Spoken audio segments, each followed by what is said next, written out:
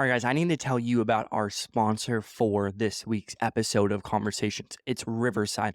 I've used Riverside since the company started.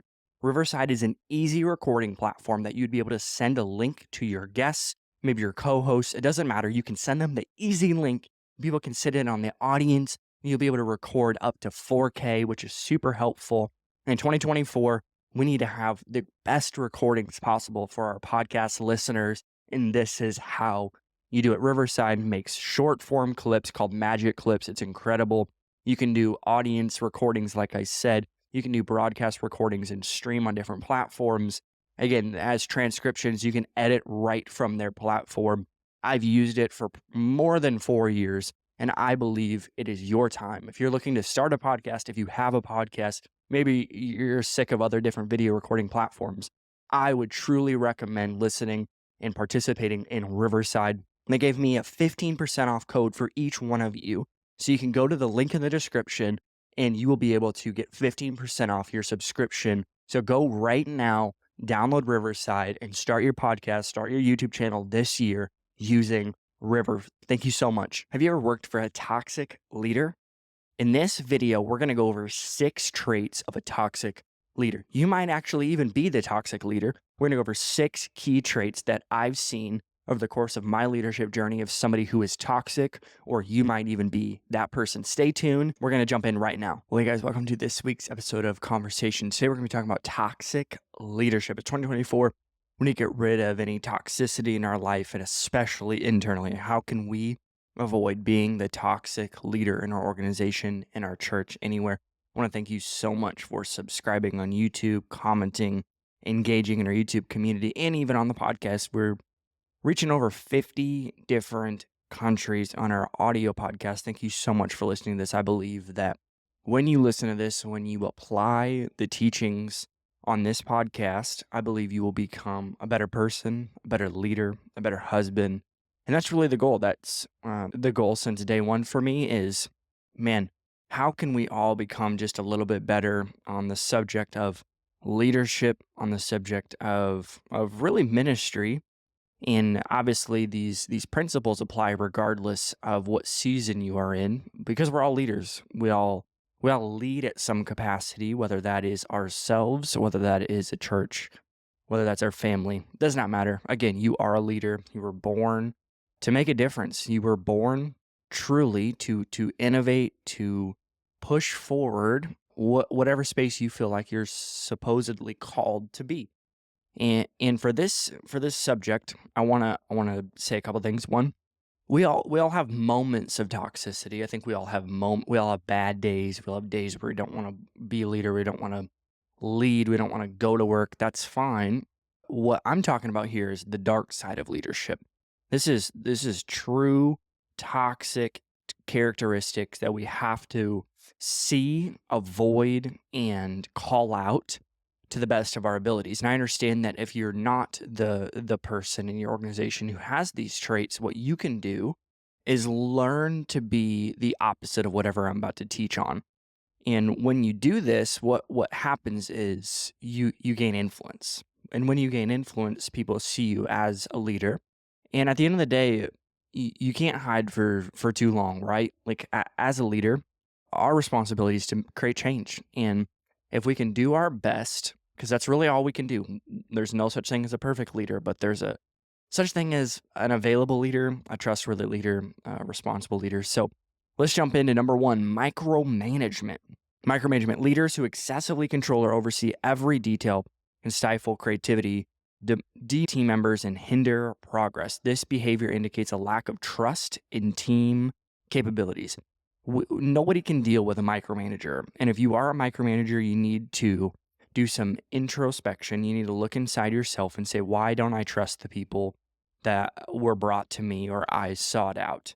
Because at the end of the day, if you're a leader, you have people on your team and you're seeking out people, why would you lack trust in them to push forward the project? Because we know that 2 can do better than 1 and 5 can do better than 2.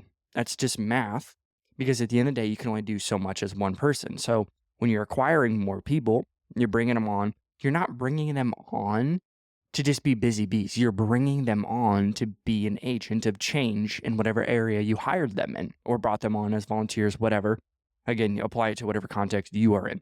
No micromanagement. And this is 3 warning signs, by the way, of a micromanager. Team members constantly seek approval for minor decisions. I always say this, don't come to me with ideas, come to me with results.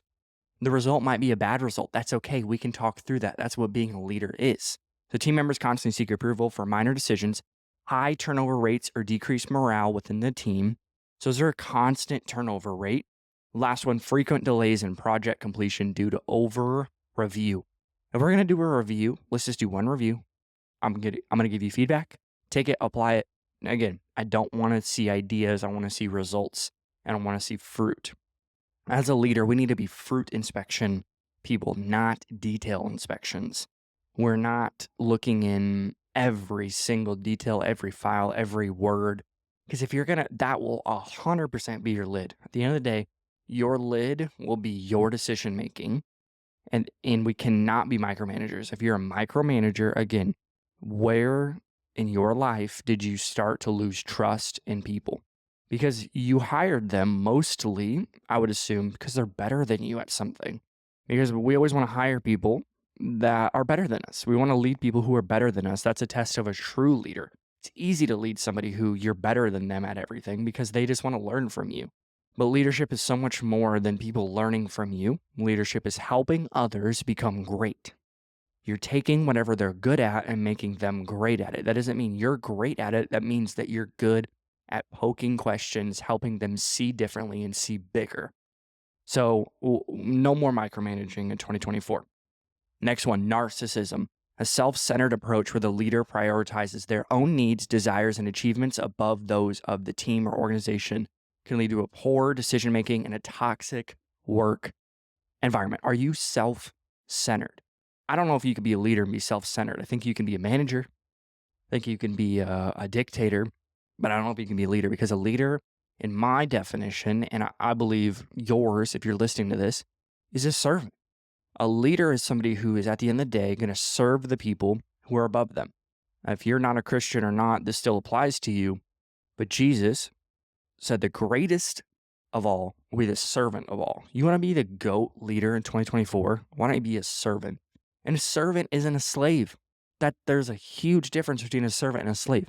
A servant is choosing it. You're waking up every day and saying, man, I don't have to do this.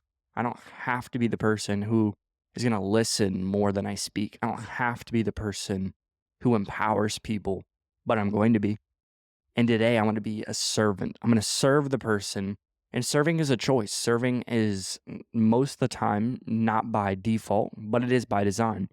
And if you want to be great, if you want to have an incredible organization, you need to choose servanthood. So here's some warning signs of a narcissist in your organization. Leader constantly takes credit for team achievements. There's no I in team. We've been saying that since kindergarten, and it literally does apply. There is me, by the way. There is ME within the word team, but that's a whole other day. Stop taking the credit. If you're the leader, stop taking the credit of any wins you get. It's a team win or it's somebody within your team. You don't get the wins. You take the losses. That's a leader. Disregard for feedback or suggestions from team members. If you can't take feedback, it's time to move on. And anyone within your organization who's struggling to take feedback or even disregards it or dismisses it, there's a true insecurity there that says, one, I have everything figured out, which if you do, this is not the podcast for you because you probably don't exist. Or two, they're not taking feedback because they don't trust you. Again, they don't want to hear your opinions. And that's all it is. It's just an opinion. That's what feedback is hey, the 5 words. Here's what I'm seeing. Hey, I'm seeing this and I would love for an explanation, or this pattern I'm seeing in you, man. I just want to bring it up and I want to see if there's something going on. Doing that, I promise you, one, will create a new level of buy-in and trust within your organization. So that's a narcissist. If they're not willing to take feedback or suggestions from the team, they're self-centered. They're only focused on them. They're not focused on the achievement of the team, because if you are focusing on the achievement of the team, you're willing to grow as a human. So the last one for the warning sign of a narcissist, a culture of fear or intimidation rather than collaboration. Are you scared to bring up something at the table? Are you scared to confront your leader on a one-on-one? Are you intimidated by them when they come inside of a room? Are you intimidated by them when they sit at the table? Or you're at dinner with them and you want to bring something up, but not going to open up this can of worms. Well, we can't do that. It's 2024. Man, what a small, insecure person to think I need to create fear in people so that they stay under my wing. I need them to be intimidated. And you wouldn't say that, right? You would never say that in a million years. And if you have, that's a whole nother level of narcissism. But the entry level narcissist, the someone who doesn't even know that they are, their responsibility is to dominate. They want to dominate in the room. They want to dominate on the call. They want to talk the most. They want to be somebody who, honestly, I'm assuming has positive intent. They want to make a difference.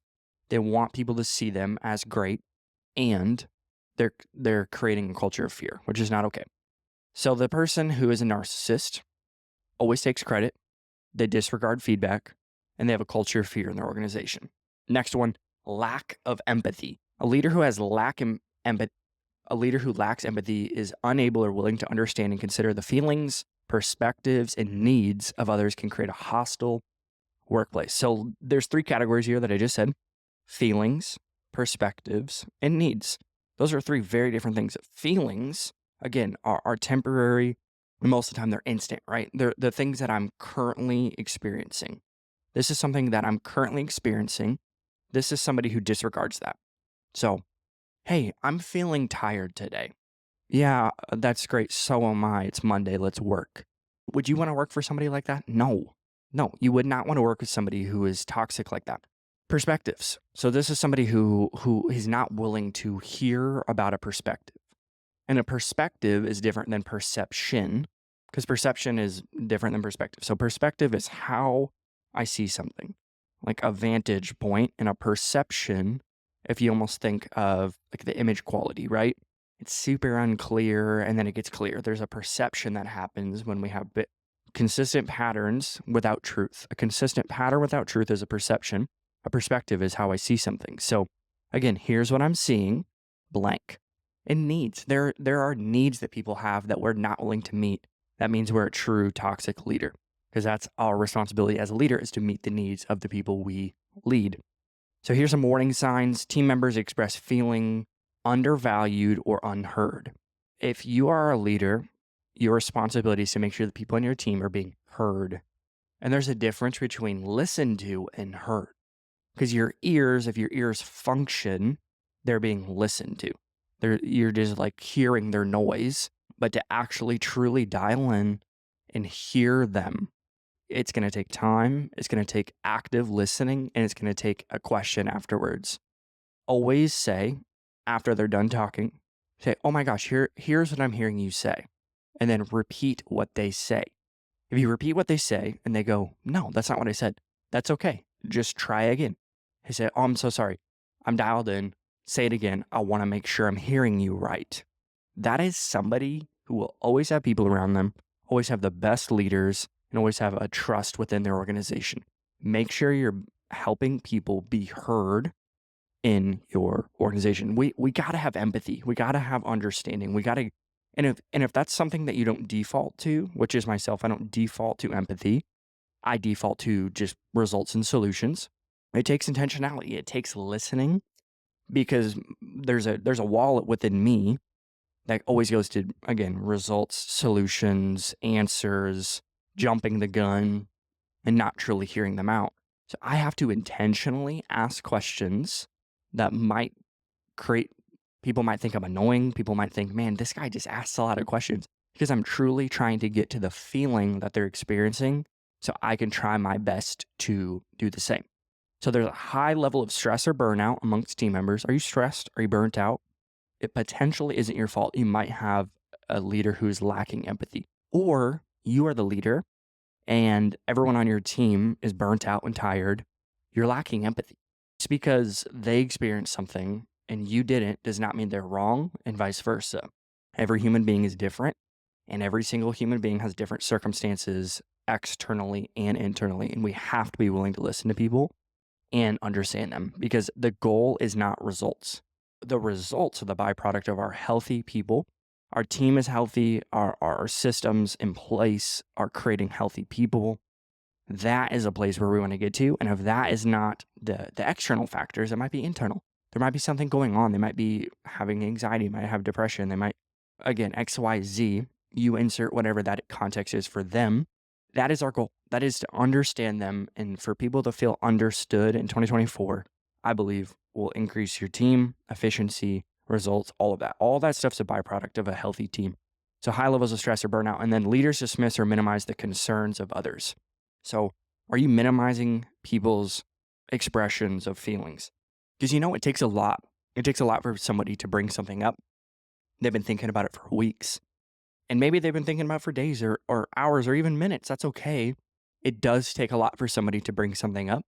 Not everybody is defaulted to being confrontational. And even the people who are confrontational, you are their leader and they want to respect you and they want to bring it up in an appropriate way, because everyone's been through an interview. Everybody's had a moment of fear, and for them to take a lot of angst inside of them to say, hey, it's time to bring something up, and for them to bring it up to the table and for you to minimize it or dismiss it, one, is disrespectful and truly will result in a lack of trust and a lack of results within your team, because they're saying, I guess my voice doesn't matter here. That's what they're saying. I guess my voice does not matter in this organization or this team. His voice or her voice only matters. And I say that out loud, and you listening to this are like, wow, that sounds like a horrible person. Yeah, but we've all done it, because we've all minimized someone's story. We've all minimized someone's idea. We've all minimized somebody in some context, and it's our responsibility to take ownership of that, apologize, ask for forgiveness, and move on, and to create moments for somebody to have ideas. Maybe we have a planning meeting every single week, and your team of 5 people gets to pitch ideas. And you in the back of your mind know, hey man, not all these are going to work. Not all these are going to be good ideas, but people are going to be empowered to think. They're going to be empowered to innovate, and they're going to be trusted by me to make a decision, see results, and we're going to all listen, and we're all going to affirm, man, that's such a great idea. Let's write that down. It might not be 2024, but 2025, man. Or don't overpromise, right? But you creating space, you creating an opportunity for them to think like an owner. They're not an owner. Don't ever have that as a value in your organization, by the way. It's not a value thing. It's a feeling thing. A value of think like an owner. No, they're not supposed to think like an owner. They're not, unless they are an owner. Give them equity, give them ownership, and then they'll think like one. That's manipulation. So last one here, or actually there's 2 more. So short-term focus at the expense of long-term goals. Short-term focus at the expense of long-term goals. So leaders who prioritize immediate gains or short-term objectives without considering the long-term consequences or sustainability. That's the equilibrium, right? We're trying to find, man, how do we create short-term valued goals at the expense, hopefully not at the long term.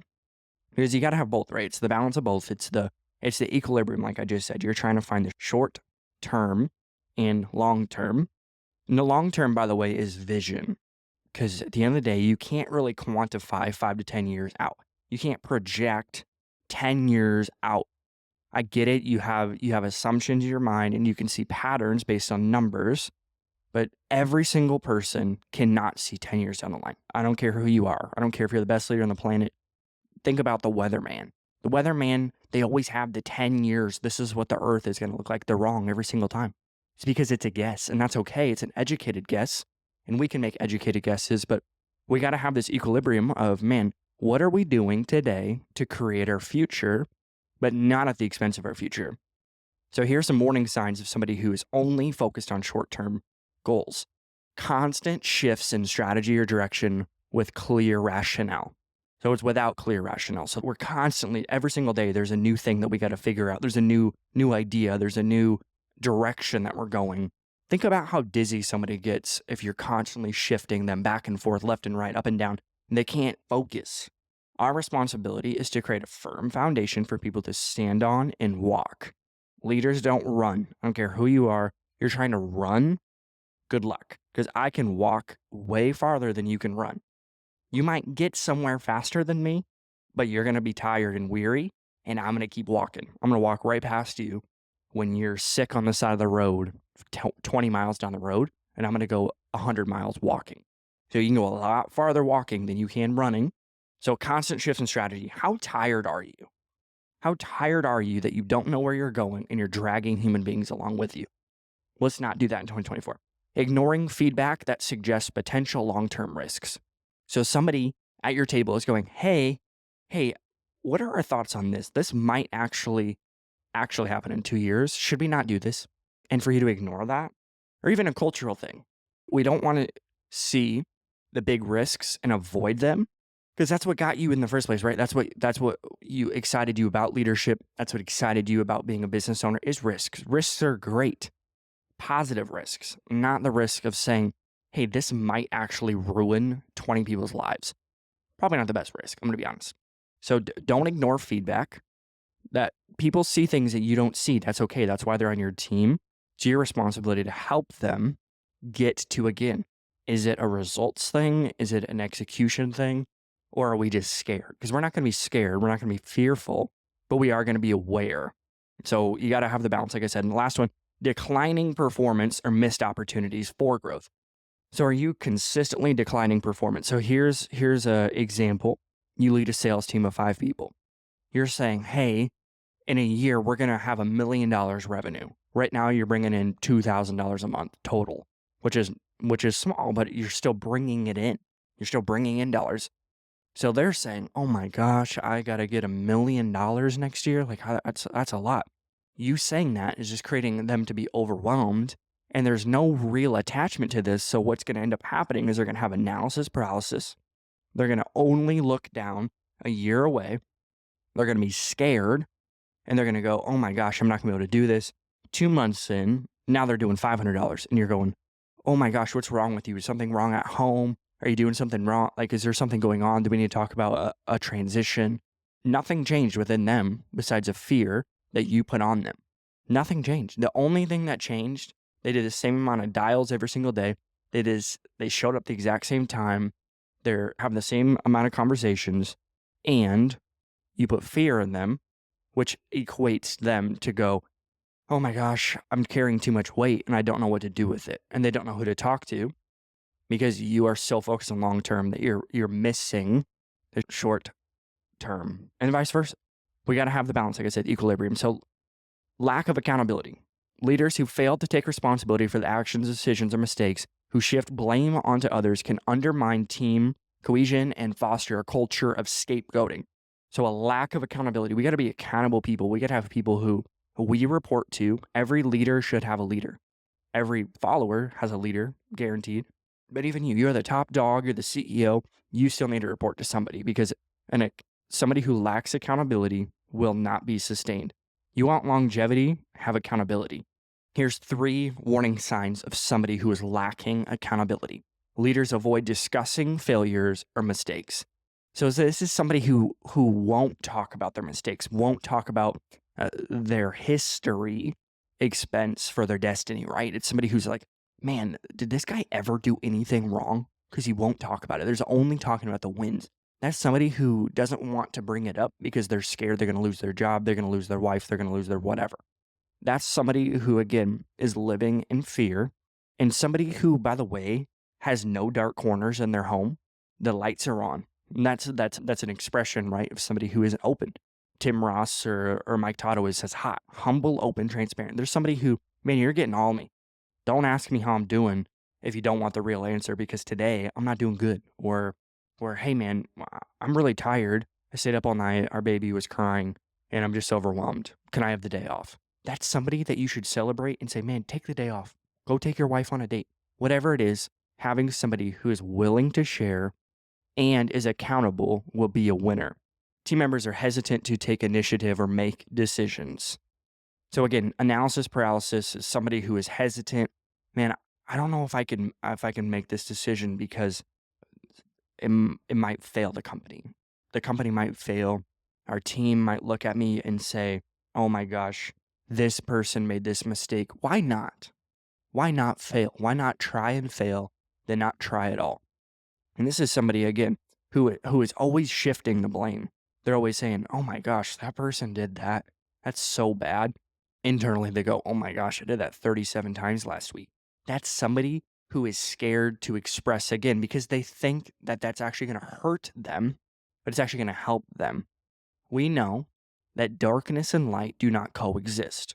So somebody living in fear, living in darkness, you put a little light inside of that box, I promise you it's going to light up. You're going to feel a little bit better. You're going to feel a little bit more fresh. You're going to feel a little lighter. There's a heaviness that happens when we're not willing to share. There's a heaviness that happens when we don't have accountability because we know we're carrying something we're not supposed to. And when you share it with somebody, you're actually splitting the weight because somebody isn't going to take it with them forever. They're just going to carry it in that conversation and you guys are going to process it together. And by the end of that conversation, I promise you, the weight's going to be gone. That's somebody who's a leader. That's somebody who can create change. And that's somebody who honestly has a lot of influence because they're willing to bleed, not on people 24/7, but they're willing to bleed within their team and within their friends. And that's somebody who, again, that will be somebody who will be healed. So lack of accountability, a pattern of blaming external factors. We don't play the blame game. There's no such thing as blame. You just take ownership, take accountability, ask for forgiveness, move on. I had a sales manager a long time ago say, some will, some won't, so what next? Like at the end of the day, it's not about the little things, right? It's not about you being offended and going to lunch and talking about somebody in a bad context. All that stuff, again, it's just factors. And that's what our responsibility is steward factors. We're stewarding things that happen to us and we respond to that instead of react to it. A reaction is a blame. A reaction is giving excuses. A response is giving reasons. A response is sharing your actual feelings. You're sharing your actual expression of something that you saw. That's somebody who's great. That's an accountable person because at the end of the day, they can report to somebody and they're telling the truth. They can be, again, accounted for. Think about this in the military. If you're not accountable, you're not going to go out on the mission. If you aren't accountable, you're giving excuses, you're lying all the time, you're not working out, you're not doing the things in private that you should be, and it's showing out in public, and people are saying, man, what's going on with them? They can't go out on that mission night because my life depends on it. Apply that to your context. Man, there's people who their lives depend on you showing up and being accountable. So it's time to be accountable. Last one here, excessive ego. No ego, amigo. A leader who prioritizes their own ego, seeking personal glory, recognition, or validation at the expense contributions and well-being can foster a competitive, divisive atmosphere that undermines teamwork and collective success. There's no ego in leadership. I don't care who you are. There's a difference between being confident, because it's just as bad as to be insecure is to have an ego. That's why leadership is all about balance. It's how do I balance the confidence in me and the humility that I need for people to be able to follow me. So warning signs, leaders frequently dominate conversations or meetings, minimal acknowledgement or appreciation for team efforts, and a culture that values individual achievements over collaborative success. You got to get rid of your ego. And no ego, amigo in 2024, a leader who prioritizes their own ego. Man, what would happen if you channeled that into putting confidence in your team? By the way, that's the most insecure person in the room. That's the person who carries pride and insecurity into the workplace, is somebody who has an ego because they think they could do it by themselves. And that's somebody who will never have success long term anyways. They might feel good within 6 months and they're saying, man, we're doing something great, or I'm doing something great. That's somebody with an ego. And slowly but surely their team leaves them and their friends leave them and they're saying, man, what's going on? Maybe it's everybody else. And most of the time when somebody blames everybody else, you can reflect that back to them. If it's always everybody else, they've had 27 girlfriends the last year, and man, they're so bad. No, you're bad. That's an ego. It's constantly needing validation at the expense of others. You're the leader. You don't need validation. Validate the people within your organization. Have them feel confident. Have them feel secure, and give them the credit. Because you want to foster a competitive, divisive atmosphere, carry an ego in your organization. That it's just going to undermine everyone in your organization, everyone in your team, and you will not have long-term success. So you don't need to dominate conversations. Just because you're the leader, that does not mean you need to lead meetings. That does not mean you need to lead every conversation. You don't need to be in every conversation. If you are, again, you are the lid. Minimal acknowledgement or appreciation for others. Every single day, you should make it a mark on your calendar to show appreciation to one person based on their character. We always affirm character, not achievements. We don't affirm achievements. All that stuff's great. All that stuff's a byproduct of what we're doing every single day. We always talk about celebrating the big game after the Super Bowl. Why don't we celebrate after practice? Because that's where people become great. A culture that values individual achievements over collaborative success. If you win, we win. Because it's not about you. It's not about me. It's about we. Because we can do more together than we can separate. So I believe that if you can look introspect here before you blame or look at other people, because I might have just said something in the last 30 minutes where you're like, man, that's totally my leader.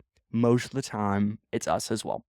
So I'm gonna read them again, and we'll go into next week. But micromanagement, narcissism, lack of empathy, short-term focus at the expense of long-term goals, lack of accountability, and excessive ego. It's 2024.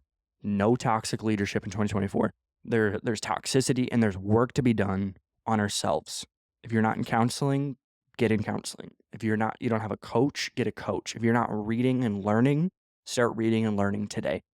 If you're not in prayer, get praying, because at the end of the day, our teams will always go the pace of our health. You want an incredible, successful team in 2024? Get healthy. Your team needs it. You are so replaceable. I don't care who you are. You could be the smartest human on the planet. If you don't channel internal and external health in 2024, you will not last, and your people will need to find somebody else.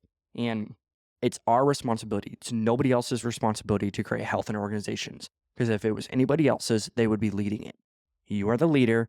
It's your responsibility to have health. It's your responsibility to put your ego aside at 7:59, put it away, and learn how to channel that in competitive, successful ways. And at the end of the day, if you will be successful, if you take these traits and go, man, have I had this in 2023? I'm not carrying it into 2024. I'm going to be an intentional leader. I'm going to be an honest leader. I'm going to be a humble leader. And I'm going to be a confident leader. You do those things, I promise you, your team will win, you will win, and we together will become a better leader. Thank you so much for listening to this week's episode. Seriously, it means the world to me. If you can, hit the subscribe button. Maybe comment something that you've seen in a leader that you're saying, man, this is something that I believe is a great trait, or this is another toxic trait that I've seen. Maybe comment. Would love to have a conversation with you. Again, we'll see you next week. Thank you so much.